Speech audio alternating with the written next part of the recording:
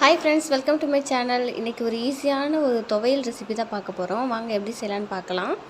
அதுக்கு சூடான கடாயில் எண்ணெய் ஊற்றிட்டு கொஞ்சம் கடலைப்பருப்பு, அப்புறம் அதுலேயே காஞ்ச மிளகா கொஞ்சம் ஒரு 4 காரத்துக்கு ஏற்ற மாதிரி போட்டுக்கோங்க. நான் 4 போட்டிருக்கேன். அது கூடவே ஒரு 10 பூண்டு போட்டிருக்கேன். பூண்டு போடனாலும் போடலாம், இல்லை பெருங்காயம் போடுறதுனாலும் போட்டுக்கலாம். இது லைட்டாக கொஞ்சம் ஒரு ப்ரௌன் கலராக மாறும்போது கொஞ்சம் ஒரு கைப்பிடி அளவுக்கு நான் முட்டைக்கோசு ஆட் பண்ணியிருக்கேன். இந்த அளவுக்கு ஏற்ற மாதிரி தான் நான் எல்லா இன்க்ரீடியன்ஸும் போட்டிருக்கேன். நீங்கள் அதே மாதிரி போட்டுக்கோங்க. இதையுமே நல்லா வணக்குங்க. நல்லா வதங்கி அது இதோட கோஸோட கலரும் மாறும், அந்த பச்சை வாசனையும் போயிடும். ஸோ கொஞ்சம் ஓரளவுக்கு பச்சை வாசனை போனதுக்கப்புறம் இதை ஆற வைக்கிறதுக்கு ஒரு ஓரமாக வச்சுட்டு, அப்புறம் ஆறுனதுக்கப்புறம் மிக்ஸி ஜாரில் போட்டுட்டு அதுலேயே உப்பும் புளியும் ஆட் பண்ணி, புளி ஒரு நெல்லிக்காய் சைஸில் போட்டு கொரகொரப்பாக அரைச்சிடுங்க. அப்புறம் ஆனால் தண்ணி ஆட் பண்ணவே கூடாது, இந்த மாதிரி இருக்கணும்.